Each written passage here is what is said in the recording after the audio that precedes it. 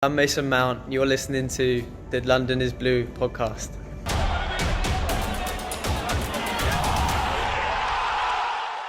All right, Dan, Barkley. While we have stats that we can talk about, we also have some other discussions that we can talk about, because I feel like you put this tweet out specifically to spite Nick a little bit. Well, not to spite Nick or Joe. Joe, one of our great guests. Ultimately, there's been some confusion around what nickname we're using for Ross Barkley, and I just wanted to clarify this moving forward. So, put out a little quick poll during the match after the goal. Barkledinho, Ross the Boss, Sauce Barkley with write-in option available. Also got Boss Barkley's as well. That was in there too. Ross the Boss, clear favorite, 53%. We had rounding up 29% for Sauce Barkley, which was Nick's, and then Barkledinho, which was Joe's at 15.2. So I'm just going to declare moratorium on anything that isn't Ross the Boss for the foreseeable future. This is incorrect. Like, I actually feel like Joe and I need to present our arguments to an impartial judge that, look, Ross the Boss is cute and it rhymes. Everyone knows that. You know, it's been around for longer. Sauce Barkley is objectively a better nickname. It implies that the man has skills. Ross the Boss is like, I don't know, is he a Springsteen impersonator? Like, what are we doing? He's a wrestler.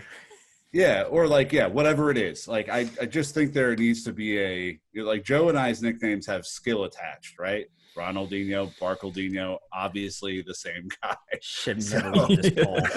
Good God. So look, I feel aggrieved here, and I need to bring this to an impartial judge for sure. As a very impartial judge, and I, again, didn't even know what Barkley looked like until an hour or two ago. I'm so in love with Sauce Barkley. I'm sorry. As completely impartial, I love Sauce Barkley. I'm not stepping on any toes here, but I love Sauce Barkley. I personally, can I refer to him as Sauce Barkley, or do we need to wait for this judge? No, we can let Nick win. This is terrible. Unbelievable. I apologize. My man, Clem. Oh, man. All right. Well, anyways, getting to the statistics that we skipped over for that discussion. Ross Barkley, so this is coming from Naz, our buddy at goal.com. 1 goal, 4 shots, 3 on target, which is a great day out. And then after Joe saying 3, Ross Barkley has scored 3 of his 4 goals in all competitions this season in the FA Cup. Those 3 goals for FA Cup games are as many as he netted in 16 appearances in the FA Cup prior to 2019-2020. Look, he played getting to score against Liverpool was massive. He's getting his goal today. I mean, I think, Nick, we're seeing him shine a lot in the FA Cup. But what that stat doesn't show you are all the counterattacks that he had to think and killed because it was a poor pass, he waited too long, or just didn't make a decision whatsoever.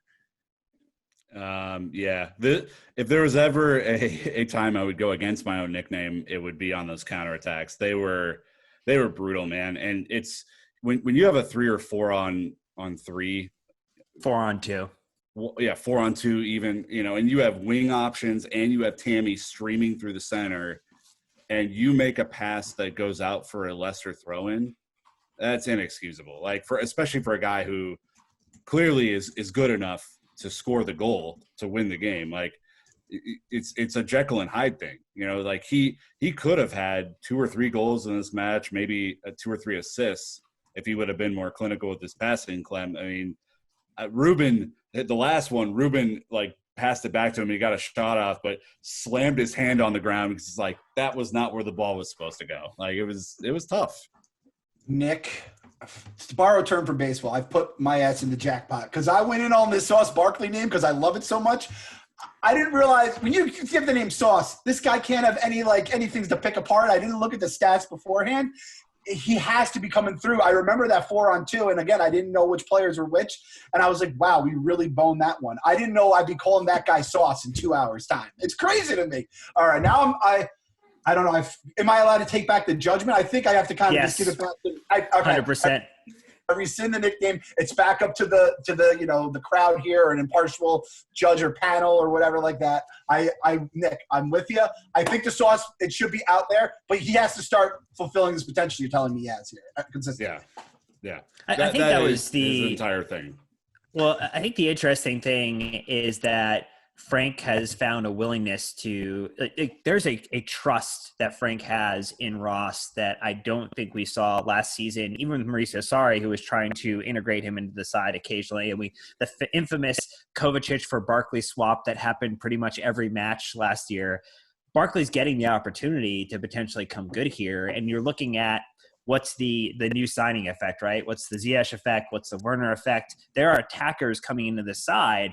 And that means some of these players on our squad this season, like Ross, potentially might be on the short list to find another place to play permanently next season. And if Ross can come in, Brandon, and be a substitute like this, who in 45 minutes has the tale of two halves, that a tale of a good half and a tale of a better half, and compress it all in the 45 minutes, if he could develop just a touch more consistency, he is a fantastic bench option. Here is why Ross was able to be successful today. It's because he didn't have to defend, because Kovacic and Conte were holding down the fort behind him, and Barkley plays best in between the lines. He plays best getting it behind their midfield and running at their back line, or being able to run in, get the cross, as delayed back. So what I want to move and give credit to was Mateo Kovacic, who prior to the stop was player of the season, widely agreed upon. Maybe he hadn't gotten a lot of minutes, maybe hadn't gotten a lot of plaudits, since we came back. There was no better reminder today than watching Billy Gilmour struggle to keep possession, which isn't his fault. He's a kid. And then seeing the difference in a seasoned pro with Kovacic being able to retain possession while being under pressure in that tight press completely changed the game. Chelsea Youth had a great tweet. I don't know. It was something to the effects of you had to be more physical against the press so you can literally physically break through it. Kovacic brought that, because the whole talk was how short our lineup was today. And to be fair, Kovacic isn't raising any height bars, but his poise and his control was fantastic. And I think seeing Kovacic come in and immediately change the way that we played was fantastic.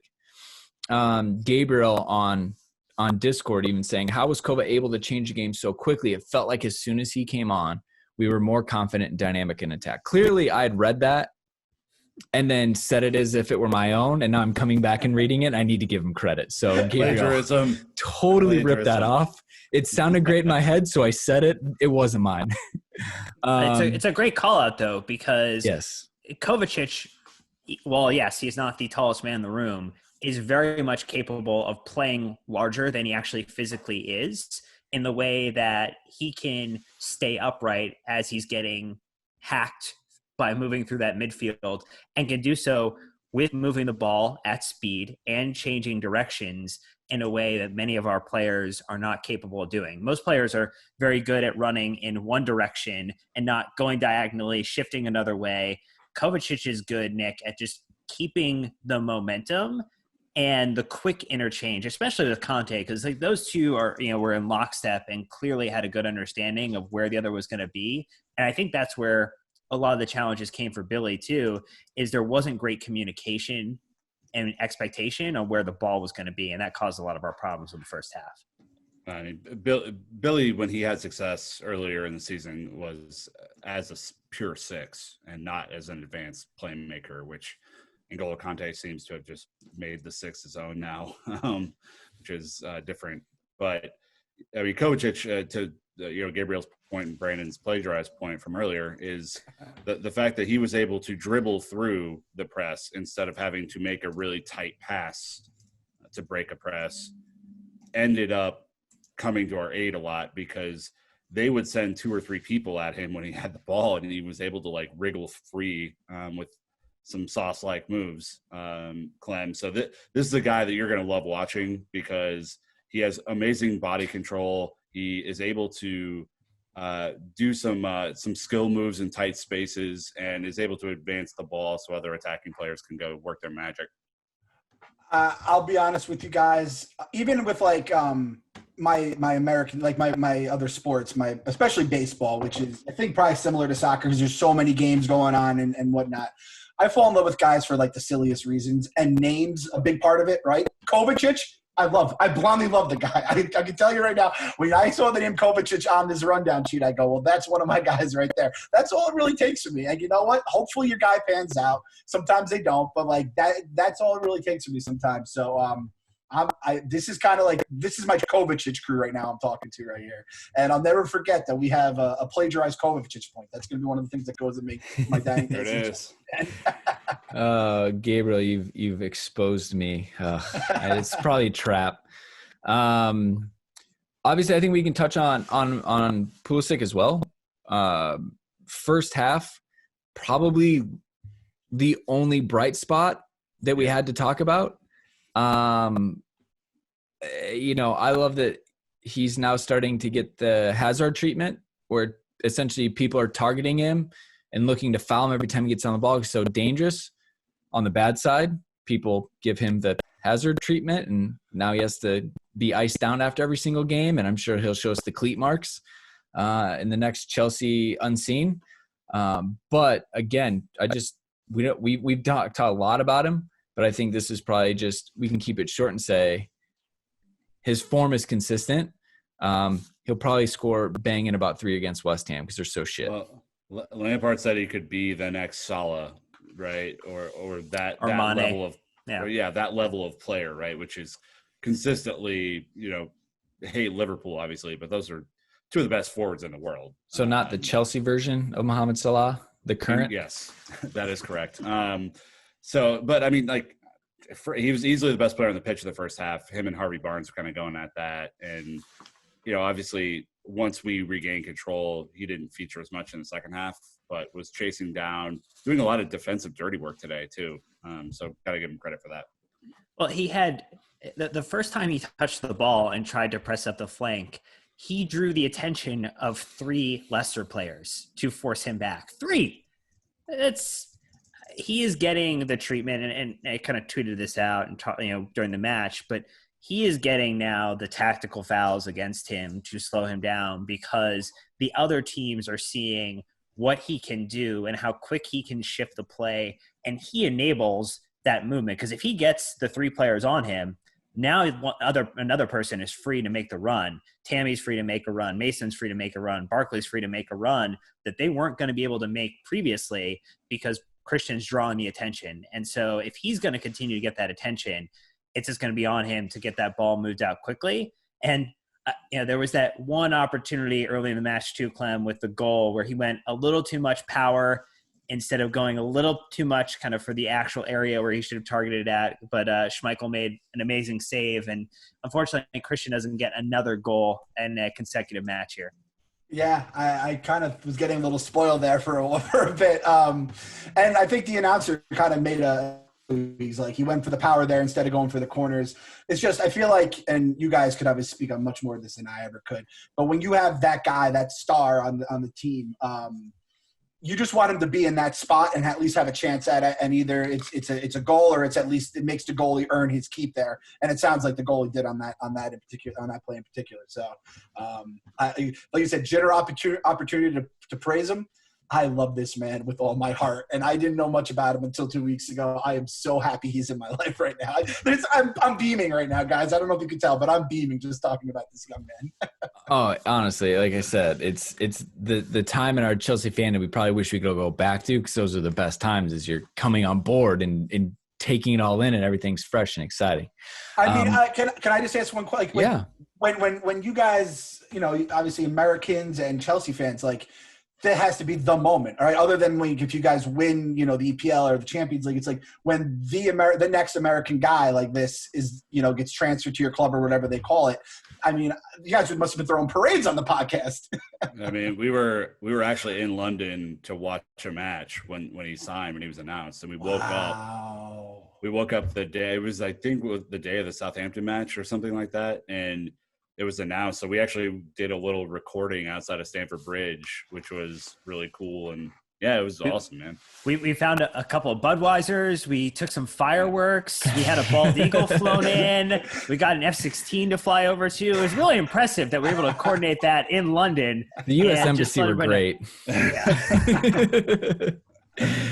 Yeah, it's the best thing ever. But just having it announced was exciting, but you're worried it had to pan out. Christian is proving he's the real deal. He could make this step. He can be an important player for one of the best teams in Europe, and that is now paid it back 100 times what the original excitement was. And so that is the best, because we don't have a lot of American players at this level. So we get to call one our own.